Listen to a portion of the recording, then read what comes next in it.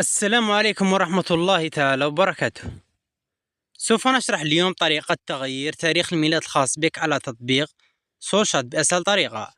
لكن قبل ما نبدأ في الشرح أرجو الاشتراك في القناة وتفعيل الجرس ليصلك كل جديد، ودعم فيديو بلايك تحفيزنا على نشر المزيد. ونبدأ على بركة الله. لتغيير تاريخ الميلاد على تطبيق سولشات نقوم بالدخول إلى التطبيق الخاص بنا كما تلاحظون، فتظهر هذه الواجهة. نقوم بالضغط على خيار أنا هنا، ثم تظهر هذه الواجهة. نقوم بالضغط على الاسم الخاص بنا، نقوم باختيار الاسم هنا كما تلاحظون،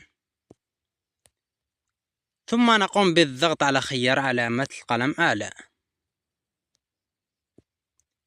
ثم تظهر مجموعة من الخيارات. من بين هذه الخيارات نقوم بالضغط على خيار تاريخ الميلاد، ثم نقوم باختيار هنا السنة كما تلاحظون، تقوم باختيار السنة، وهنا الشهر، وهنا تقوم باختيار اليوم.